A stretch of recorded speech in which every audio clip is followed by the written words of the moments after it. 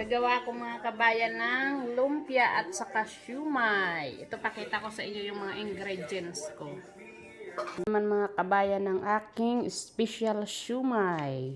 2 itlog, dahon ng sibuyas, carrots, bawang, siling pula, ground pork. Yan, yung ground pork. Dito ko lang sa blender inano yung ground pork.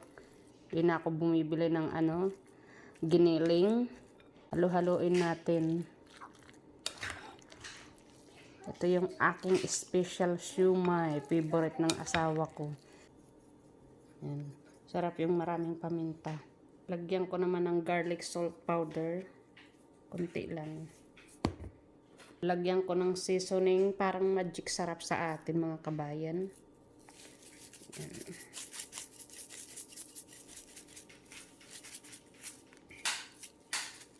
Wala na akong oyster sauce, kaya ang lalagay ko barbecue sauce. Pwede rin tuyo ang ilagay mga kabayan pag magawa ng siumay. Halo-haloin ko na. Tingnan natin ang ating siumay. Ayan na. Favorite kong magbalot ng siumay kaysa sa lumpia. Ayan, balutin na natin. Ganito lang siya mga kabayan. Yan. Ito mga kabayan. Yan ang siumay. Mommy, I'm here. What? You got that?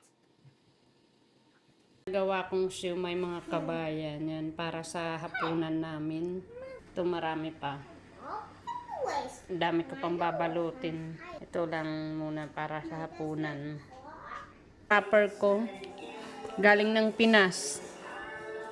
Ito na ang aking sibuyas. Lagay ko dito sa blender. Yan. Kesa mag-slice, tagal kaya biniblend ko mga kabayan yung aking panghalo sa lumpia.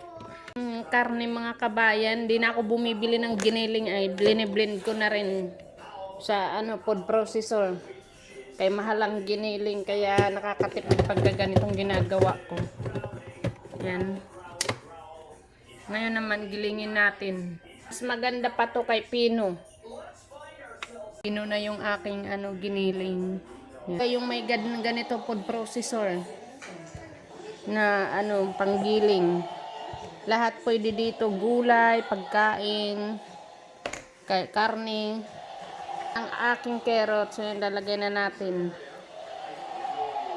para sa ating lumpia. Lagyan natin ng paminta. Lagyan natin ng 2 itlog.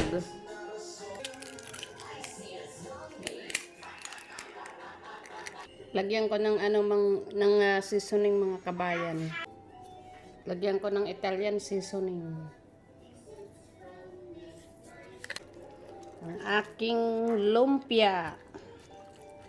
Nagbalot naman tayo ng lumpia mga kabayan. Ayan, ito na yung ating lumpia.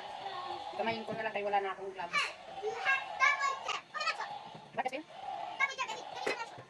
Ang aking lumpia. Ito lang siya mga kabayan, konti lang.